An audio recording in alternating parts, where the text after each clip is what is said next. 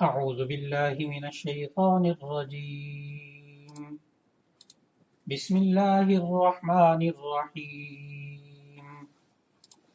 قال الملأ الذين استكبروا من قومه لنخرجنك يا شعيب والذين آمنوا معك من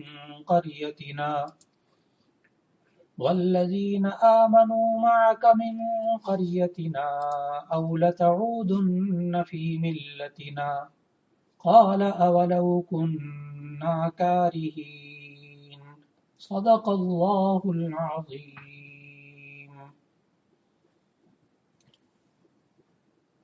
قرآن مجید کے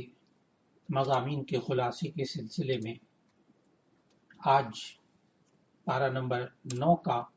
خلاصہ ذکر ہو رہا ہے۔ 8ویں پارے کے آخر میں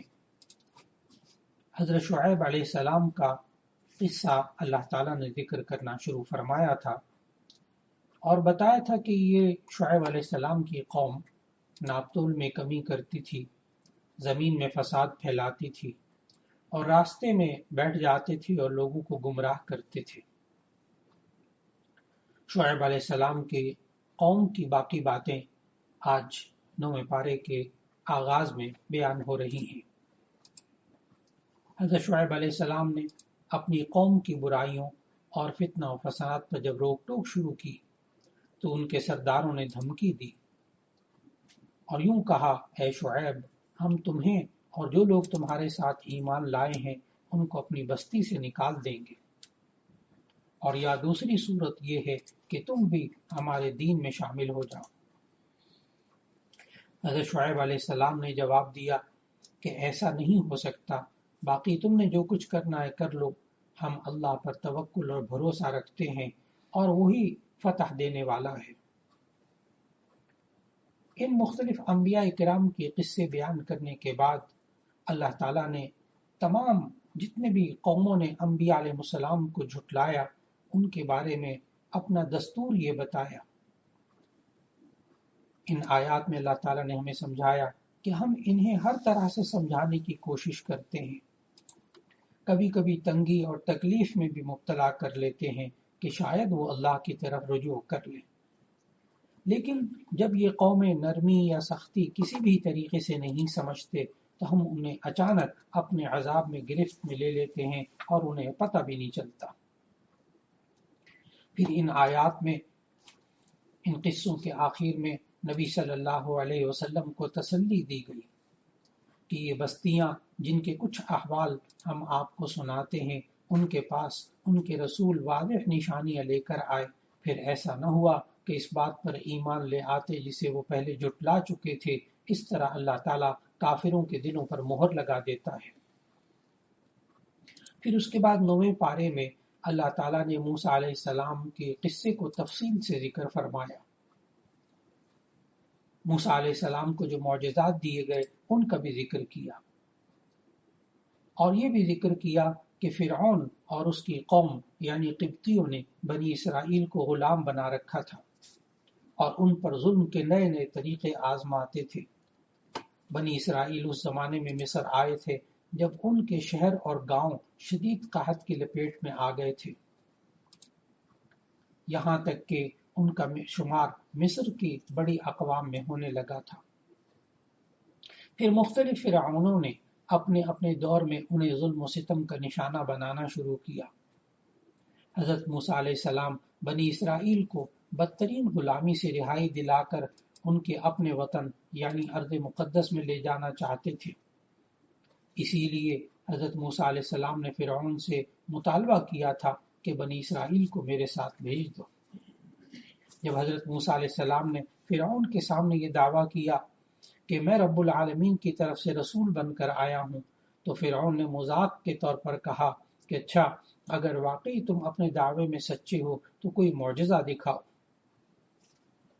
ان آیات میں اللہ تعالیٰ نے بتایا کہ موسیٰ علیہ السلام نے اللہ تعالیٰ کے حکم سے 2 معجزات ان کے سامنے رکھے۔ فرعون اور آل فرعون نے دیکھا کہ موسیٰ علیہ السلام نے اپنی لاٹھی زمین پر ڈال دی، جو دیکھتے دیکھتے ایک خوفناک اژدہے کی صورت اختیار کر گئی۔ پھر اس کے بعد کی آیات میں موجود ہے کہ حضرت موسیٰ علیہ السلام نے اپنا ہاتھ باہر نکالا تو اس سے ایسا نور نکلا جس سے ارض و سما کے درمیان روشنی ہو گئی، جسے ید بیضاء کا معجزہ کہتے ہیں۔ یہ دو معجزے سامنے آنے کے بعد فرعون کو یہ خطرہ لاحق ہو گیا تھا کہ کہیں لوگ حضرت موسیٰ علیہ السلام پر ایمان نہ لائیں، اس لیے آیات میں بتایا گیا کہ اس نے اپنے مشیران خاص سے کہا کہ یہ موسیٰ تو ایک جادوگر ہے جو تمہارے اس ملک پر قبضہ جمانا چاہتا ہے، لہذا تم مجھے مشورہ دو کہ کیا کرنا چاہیے۔ اللہ تعالیٰ نے آیات میں بتایا کہ ان لوگوں نے کہا کہ ہمارے ملک میں بڑے بڑے ماہر جادوگر ہیں، ان سب کو جمع کر لیا جائے تاکہ وہ ایک مجمع عام کے سامنے موسیٰ علیہ السلام کو شکست دے دیں۔ چنانچہ یہی کیا گیا۔ آیات میں بتایا اللہ تعالیٰ نے کہ ایک مخصوص میدان اور معین دن میں مصر کے ہزاروں لوگ جمع ہو گئے۔ ان جادوگروں کے جواب میں حضرت موسیٰ علیہ السلام نے اپنا معجزہ دکھایا تو سارے جتنے بھی جادوگر تھے بے اختیار سجدے میں گر گئے۔ اور ان آیات میں اللہ تعالیٰ نے اس واقعے کی تفصیلات بتاتے ہوئے بتایا کہ جادوگروں نے موسیٰ علیہ السلام کے سامنے اپنی رسیوں کو ڈال دیا، وہ رسیاں سانپ بن گئے، اور پھر اس کے بعد جب حضرت موسیٰ علیہ السلام نے اپنی لاٹھی ڈالی وہ سانپ بن گئی، اور اس اژدہے نے باقی تمام رسیوں کے جو سانپ بنے ہوئے تھے ان کو نگل لیا، تو سارے کے سارے جتنے جادوگر تھے وہ سجدے میں گر گئے۔ جب وہ سجدے میں گر گئے، یہاں ذہن میں رکھنا چاہیے کہ اللہ تعالیٰ نے بتایا کہ ان سب جادوگروں نے ایمان قبول کیا۔ ان کے ایمان قبول کرنے پر فرعون کو بہت غصہ آیا، اس نے دھمکیاں دی، اور ان دھمکیوں کا ذکر بھی اللہ نے ان آیات میں کیا کہ اس نے کہا کہ میں تمہیں ان کھجور کے درختوں میں پھانسی دے دوں گا، اور پھر تمہیں معلوم ہوگا کہ کون زیادہ عذاب دینے والا ہے۔ لیکن اس کے باوجود فرعون کے تمام جادوگر انہوں نے اتنا پختہ ایمان قبول کیا تھا کہ وہ فرعون کی دھمکیوں کے سامنے بالکل مرعوب نہیں ہوئے۔ پھر اگلی آیات میں فرعون اور اس کی قوم کی جانب سے حضرت موسیٰ علیہ السلام کی دعوت کے جواب میں مسلسل تکبر، سرکشی اور جب ظلم و ستم اور اس کا سلسلہ جاری رہا تو اللہ تعالیٰ نے بھی پھر اس بنی اسرائیل فرعون آل فرعون کو یکے بعد دیگرے مختلف عذابوں اور آزمائشوں میں مبتلا کیا۔ آیات میں اللہ تعالیٰ نے بتایا کہ پہلا عذاب تو یہ تھا کہ اللہ نے ایسا طوفان بھیجا جس سے ان کی کھیتیاں تباہ ہو گئیں۔ فرعون اور اس کی قوم پر اللہ کے مسلسل عذابوں میں سے دوسرا عذاب یہ آیا کہ اللہ تعالیٰ نے ٹڈیوں کے دل بھیجے جو درختوں کے پتے تک کھا گئے۔ تیسرا عذاب فرعون اور اس کی قوم پر اللہ نے یہ نازل کیا کہ اس قدر چچڑیاں پیدا ہو گئی کہ انہوں نے جمع شدہ غلے کو ناقابل استعمال کر دیا۔ چوتھا عذاب اللہ تعالیٰ نے مینڈک اتنے زیادہ کر دیے کہ ان کی زندگی کو اجیرن کر دیا۔ پانچواں عذاب فرعون اور اس کی قوم پر اللہ تعالیٰ نے یہ کیا کہ ان کی نہروں،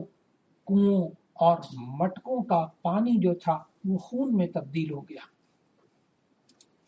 یہ سب عذاب آتے رہے، لیکن یہ قوم بڑی عجیب و غریب کہ جب کوئی عذاب آتا تو موسیٰ علیہ السلام کے سامنے آہوزاری کرتے، عہد و اقرار کرتے کہ اگر اللہ نے اس عذاب سے نجات دے دی تو ہم ایمان لے آئیں گے،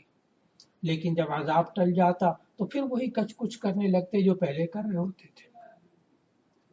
پھر یوں ہوا کہ اللہ تعالیٰ نے بنی اسرائیل کو فرعونیوں کے عذاب سے نجات دے دی، اور حضرت موسیٰ علیہ السلام اور انہیں بنی اسرائیل کو لے کر رات کی تاریکی میں مصر سے لے کر نکل گئے۔ پھر اس کے بعد آزادی نصیب ہوئی تو دستور زندگی کی ضرورت محسوس ہوئی کہ اب ہم نے زندگی کیسے گزارنی ہے، تو اللہ تعالیٰ نے اپنے نبی حضرت موسیٰ علیہ السلام کو کوہ طور پر بلایا۔ وہاں آپ نے 40 روزے رکھے، پھر آپ کو باری تعالیٰ کی طرف سے ہم کلامی کا شرف بھی حاصل ہوا، اور دستور زندگی کے طور پر اللہ تعالیٰ نے تورات عطا فرمائی۔ حضرت موسیٰ علیہ السلام کوہ طور پر گئے تو پیچھے موسیٰ علیہ السلام کی غیر موجودگی میں ایک جادوگر سامری کے بہلانے پھسلانے پر بنی اسرائیل نے بچڑے کی عبادت شروع کر دی کہ اس نے اس قوم کے سونے چاندی کو جمع کیا، اس کو پگھالا اور پگھالنے کے بعد ایک بچڑا بنایا، اور پھر اس قوم نے اس بچڑے کی عبادت شروع کر دی۔ حضرت موسیٰ علیہ السلام واپس تشریف لائے تو ان کو مشرکانہ عادتوں سے بہت دکھ ہوا اور انہوں نے منع کیا، لیکن یہ یہود کی قوم، یہ اسرائیلی قوم، یہ بڑی عجیب و غریب تھی۔ یہ بار بار پھسل جاتے تھے، بار بار لغزشیں کرتے تھے، اور ان کی عادت تھی کہ وعدے کرتے تھے اور بھلا دیتے تھے۔ ان کی 7 عادتیں اللہ تعالیٰ نے ان آیات کے اندر بتائیں کہ ان بنی اسرائیل کی عجیب و غریب عادتیں یہ تھیں کہ نمبر 1 تو یہ کہ یہ بات بات پر پھسل جاتے تھے، اور دوسری ان کی یہ تھی کہ وعدہ کرتے تھے اور بھلا دیتے تھے، اور تیسرا یہ بتایا کہ یہ احکام الہیہ کا مذاق اڑاتے تھے۔ چوتھی عادت بنی اسرائیل کے اللہ تعالیٰ نے بتائی کہ یہ لوگ تعویل اور تحریف سے باز نہیں آتے تھے۔ اللہ تعالیٰ نے ان کو جو احکامات دیے تھے ان میں یہ لوگ تبدیلی کر دیتے تھے۔ پھر 5ویں یہ بات بتائی کہ جب انہیں ان کی سرزمین بیت المقدس میں داخل ہونے کو کہا گیا تو ان کو کہا گیا کہ سر جھکا کر داخل ہونا، مگر وہ سر اٹھا کر اور گھسٹتے ہوئے داخل ہوئے۔ یعنی اللہ تعالیٰ نے سجدہ کرتے ہوئے کہا تھا کہ تم داخل ہو جاؤ سجدہ کرتے ہوئے، لیکن جب وہ بیت المقدس کے اس داخلے کے دروازے تک پہنچے تو وہ دروازہ چھوٹا تھا۔ انہوں نے کہا اچھا ہمیں اس لیے حکم دیا تھا سر جھکا کر داخل ہونا، لیکن انہوں نے سر نہیں جھکایا، اپنے اوپر کے بدن کو نیچے کر کے اپنے اوپر کے بدن کو سیدھا رکھا اور نچلے حصے کو سمیٹ کر یہ داخل ہوئے گھسٹتے ہوئے۔ اور چھٹی بات یہ کہ اسی طرح انہوں نے ہفتے کے دن نبی صلی اللہ علیہ وسلم کے ذریعے اللہ تعالیٰ نے ہمیں یہ حالات بتائے کہ ان آیات میں بتایا گیا کہ ہفتے کے دن اللہ کی عبادت کے سوا کچھ نہ کرو، مگر وہ حیلے بہانے سے مچھلی کا شکار کرتے تھے۔ 7ویں بات اللہ تعالیٰ نے ان آیات میں یہ بتائی کہ اللہ تعالیٰ نے ان کے سروں پر کوہ طور اٹھا کر تورات پر عمل کا وعدہ لیا تھا، مگر وہ پھر اپنے وعدے کو نبھانے میں ناکام رہے اور وعدہ خلافی کرتے رہے۔ یہ تمام واقعات سورہ اعراف میں موجود، اور پھر اللہ تعالیٰ نے ہمیں سمجھایا کہ انسانوں کو اپنی زندگی کے اندر رہتے ہوئے کبھی بھی بنی اسرائیل کی طرح عادتیں اپنی اندر نہیں لانی چاہیے، کہ ان کی بری عادتوں کی وجہ سے ہی یہ سارے کے سارے مسائل ان کی زندگی میں آتے رہے۔ پھر اس کے بعد کی آیات میں اللہ تعالیٰ نے بتایا کہ یہ کفار جو ہیں یہ چوپایوں اور جانوروں کی طرح ہیں، کیونکہ یہ لوگ اپنے دل و دماغ، آنکھوں اور کانوں سے فائدہ نہیں اٹھاتے، جس کا نتیجہ نکلتا ہے کہ وہ ایمان سے محروم رہتے ہیں۔ اور یہ بتایا کہ یہ جو کفار ہیں یہ عقل اور دماغ کو دین کے لیے استعمال نہیں کرتے۔ پھر ساتھ یہ بھی بتایا کہ یہ آیات الہیہ سنتے تو ہیں لیکن بہرے بن جاتے ہیں، گویا کہ انہوں نے سنا ہی نہیں۔ اور تیسری بات یہ بتائی کہ ان لوگوں کو سب کچھ نظر آتا ہے کہ حق بات کیا ہے، لیکن اس کے باوجود یہ اندھے بن جاتے ہیں اور نہ بصارت سے کام لیتے ہیں نہ بصیرت سے کام لیتے ہیں۔ پھر اللہ تعالیٰ نے ان آیات میں یہ بتایا کہ اللہ تعالیٰ نے کفار کو اس دنیا میں مہلت دی، یہاں تک کہ ایک وقت ایسا آتا ہے کہ اللہ انہیں اچانک پکڑ لیتا ہے۔ مہلت کے وقفے سے بسا اوقات انسان دھوکا کھا جاتا ہے اور گناہوں پر اور زیادہ جرأت ہونے لگتی ہے کہ ہم حق پر ہیں تبھی تو ہمیں نعمتیں مل رہی ہیں۔ پھر اگلی آیات میں اللہ تعالیٰ نے بتایا کہ قیامت بہرحال آ کر رہے گی، اور اس کا معین علم کہ کس وقت قیامت نے قائم ہونا ہے یہ کسی کو علم نہیں ہے۔ پھر اللہ تعالیٰ نے نبی صلی اللہ علیہ وسلم کو اس کے بعد والی آیات میں اخلاق کریمانہ اختیار کرنے کا حکم دیا کہ آپ معاف کر دیں اور نیک کام کا حکم کرتے رہیں، اور یہ جاہل لوگ جو ہیں ان سے کنارہ کشی اختیار کریں۔ اسی طرح اللہ تعالیٰ نے سورہ اعراف کی ابتدا میں بھی قرآن حکیم کی عظمت بیان کی، اور سورہ اعراف جب ختم ہو رہی ہے اس 9ویں پارے میں تو وہاں بھی اللہ تعالیٰ نے قرآن حکیم کی تعظیم اور اس کا ادب بیان کیا، اور فرمایا جب قرآن حکیم پڑھا جائے تو اسے توجہ سے سنو اور خاموش رہو تاکہ تم پر رحم کیا جائے۔ سورہ اعراف کے اختتام کے بعد سورہ انفال شروع ہوتی ہے۔ سورہ انفال یہ ترتیب توقیفی کے اعتبار سے 8ویں سورت ہے، یعنی قرآن مجید کی ترتیب سے، اور نازل ہونے کے اعتبار سے یہ سورت نمبر 88 ہے۔ یہ مدنی سورت ہے اور اس کی آیات کل 75 ہیں اور 10 رکوع ہیں۔ اس کا نام سورہ انفال اس لیے رکھا گیا کہ پہلی ہی آیت میں یہ نام آ رہا ہے، یسألونک عن الانفال، یہ لوگ آپ سے انفال کے بارے میں، مال غنیمت کے بارے میں پوچھتے ہیں۔ اصل میں انفال نفل کی جمع ہے، نفل مال غنیمت کو کہتے ہیں۔ اس میں مال غنیمت کے احکام کا ذکر کیا گیا، اس لیے اس کو سورہ انفال کہتے ہیں۔ سورہ انفال کے اندر خاص طور پر جہاد فی سبیل اللہ کا موضوع بہت واضح طور پر موجود ہے۔ یہ سورہ انفال غزوہ بدر کے بعد نازل ہوئی۔ یہ غزوہ بدر اس تاریخ اسلام میں ہونے والے غزوات کی بنیاد اور یہ ابتدائی غزوہ تھا۔ اس غزوے میں اللہ کی نصرت کا دیکھتی آنکھوں سے مشاہدہ کیا گیا اور ایک چھوٹے سے لشکر نے اپنے سے کئی گنا بڑے لشکر کو ذلت سے دوچار کیا۔ سورہ انفال کی ابتدا میں مال غنیمت کا حکم بیان کیا گیا کہ اس کی تقسیم کے بارے میں مسلمانوں میں باہم اختلاف ہو گیا تھا۔ پھر اللہ تعالیٰ نے ان آیات میں بتایا کہ مؤمنین کی صفات کیا ہوتی ہیں۔ مؤمنین کی 5 صفات اس میں بیان کی گئی۔ نمبر 1، ان کے اندر اللہ کی خشیت ہوتی ہے، یہ لوگ اللہ سے ڈرتے ہیں۔ نمبر 2، تلاوت قرآن یہ لوگ کرتے ہیں جس سے ایمان میں اضافہ ہوتا ہے۔ تیسری مومن کی صفت یہ بتائی کہ یہ رحمان پر توکل کرتے ہیں، یعنی اللہ پر بھروسہ کرتے ہیں۔ چوتھی خصوصیت ایمان والوں کی یہ بتائی کہ یہ نمازوں کی حفاظت کرتے ہیں، نماز پابندی سے پڑھتے ہیں، اس کے آداب کے مطابق اسے ادا کرتے ہیں۔ اور 5ویں خوبی ایمان والوں کی ان آیات میں یہ بتائی کہ یہ اللہ کے بندوں کے ساتھ احسان کرتے ہیں، اچھا سلوک کرتے ہیں۔ مومنین کی 5 صفات بیان کرنے کے بعد پھر اللہ تعالیٰ نے غزوہ بدر کی تفصیل بیان کی۔ سورہ انفال کی خصوصیات میں سے ایک اہم خصوصیت مفسرین یہ لکھتے ہیں کہ اس میں اللہ تعالیٰ نے ایمان والوں کو یا ایھا الذین آمنو کہہ کر 6 بار پکارا ہے، اے ایمان والو۔ سورہ انفال کے اندر وہ 6 جگہیں جہاں یا ایھا الذین آمنو آ رہا ہے، وہ پہلا تو آیت نمبر 15 میں ہے، جس میں اللہ تعالیٰ نے فرمایا، اے ایمان والو، جب تم میدان جنگ میں کافروں سے ٹکراؤ تو ان سے پیٹھ مت پھیرنا، منہ مت پھیرنا، یعنی ان کا مقابلہ کرنا۔ دوسری جگہ جہاں یا ایھا الذین آمنو آ رہا ہے وہ آیت نمبر 20 میں۔ اللہ تعالیٰ نے فرمایا، اے ایمان والو، اللہ اور اس کے رسول صلی اللہ علیہ وسلم کے حکم کی اطاعت کرو اور اسے سن کر پھر منہ نہ پھیرو، اعراض نہ کرو۔ پھر تیسری وہ جگہ آیت نمبر 23 میں ہے جہاں یا ایھا الذین آمنو کہہ کر خطاب فرمایا، اے ایمان والو، اللہ اور اس کے رسول صلی اللہ علیہ وسلم کا حکم مانو جب وہ تمہیں ایسے کام کی طرف بلائیں جس میں تمہاری زندگی ہے۔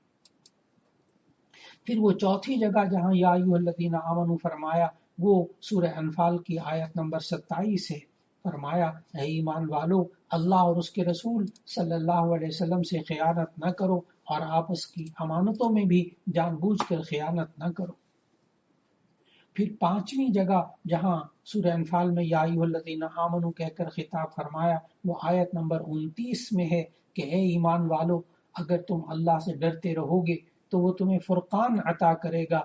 تمہیں گناہ سے دور کر دے گا اور تمہیں بخش دے گا، اور اللہ بڑے فضل والا ہے۔ پھر 6ٹھی جگہ سورہ انفال میں کہ جہاں اللہ نے ایمان والوں کو یا ایھا الذین آمنو کہہ کر فرمایا،